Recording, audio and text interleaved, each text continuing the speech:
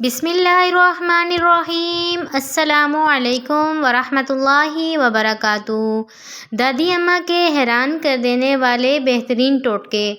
अदरक के टुकड़े को पाँव के अंगूठे के निचले हिस्से पर रगड़ने से गर्दन के दर्द में आराम आता है।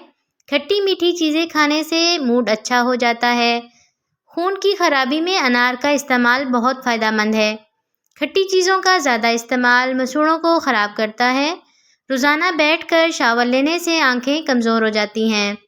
रोज़ाना हैंड फ्री लगाकर गाने सुनने या फ़ोन कॉल्स पर लंबी लंबी बातें करने से दिल कमज़ोर हो जाता है, क्योंकि फ़ोन की निकलने वाली शुआएं हैंड फ्री के ज़रिए सीधा दिमाग पर असर करती हैं। दरवाजे पर नीले कपड़े में लहसुन कुचलकर लटका दिया जाए तो मक्खियाँ घर में दाखिल नहीं होती। रोज़ाना अलग अलग परफ्यूम का इस्तेमाल करने से सूंघने की हिस्स कम हो जाती है। नाशपाती के जूस में चंद कतरे लीमू डालकर पीने से डेंगू बुखार में आराम आ जाता है। सब्ज़ चूड़ियाँ पहनने से जिनसी ख्वाहिश में इजाफा होता है। गुलाब का फूल सूंघने से जिनसी रग़बत बढ़ती है।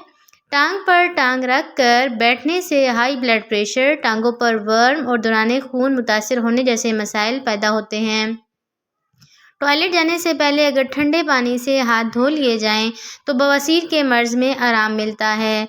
इलायची के पानी को कुछ दिन तक बगलों में छिड़कने से बगलों से आने वाली बू ख़त्म होती है, और उसके बाद अगर फटकड़ी का इस्तेमाल किया जाए तो आहिस्ता आहिस्ता बदबू से मुकम्मल तौर पर छुटकारा पाया जा सकता है।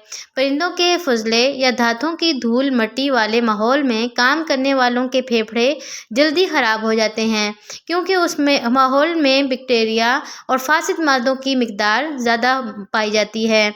मज़ीद अच्छी वीडियोज़ के लिए हमारे चैनल को सब्सक्राइब करें। शुक्रिया।